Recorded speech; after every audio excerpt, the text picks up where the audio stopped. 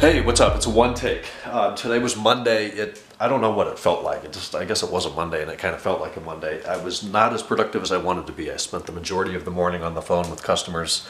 A lot of my customers they just communicate in a different way. You know, my generation, we like to email or text and do these non-personal methods of communication. It's just what we do. I don't know.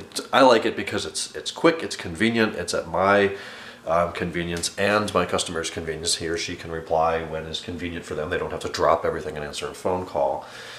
For me, it's really quick because I can type quickly, and it leaves a paper trail or an audit trail that I really like. I can go back there and see, oh, what did I quote this guy? Oh, here it is. I can look at the date. I can look at exactly what I quoted this customer. But I do realize that some people, typically of an older generation, really like to get on the phone and talk, and sometimes that's very valuable. You can talk faster than you can type, yes, but what would have been a 5-minute email was a 45-minute conversation today, and I have no audit trail, so I don't quite remember everything we talked about. So anyways, that was the morning. I did get the brake fluid, it's not really a flush, it's a bleed. Brake fluid change nearly done on the carbon black car. I'm waiting on front wheel spacers since we're doing a square set of rear wheels on that car, so I need the front spacers to come in. They're coming from ECS Tuning on Wednesday before I can drive the car. I did the normal method. I got the power booster, the power bleed or whatever. I put it up on the reservoir at 15 psi, rear right, rear left, front right, front left. The old fluid in there was black. I mean, it's probably original brake fluid. It is nasty, so that's out. Did each one twice just until I got nice clear fluid, no bubbles out of all the bleed screws, which are all 9 mils, by the way. So that's like 11 newton meters or 16 newton meters or something like that. My specs were wrong, so I updated that in my spreadsheet. Anyways, the thing I can't do is with the ABS module or the DSC module. I tried IMPA, I tried ISTA, and neither one of those have an option to rework brakes like it does in the Mark 60 on the E46, E90, E60, etc.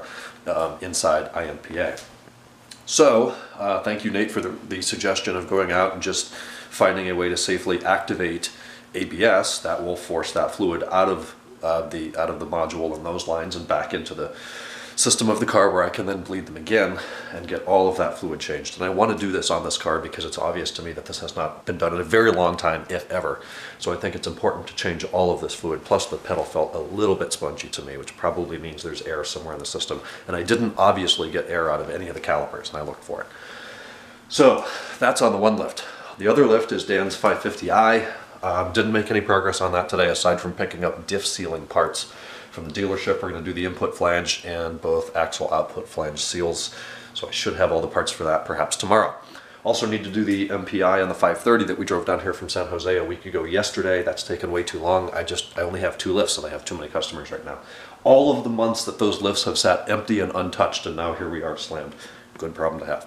Anyways, busy day today. We had dinner tonight, leftovers. Ken did some shopping. He's been working now until about 12 o'clock. I'm going to bed. We'll talk tomorrow on Tuesday. Good night.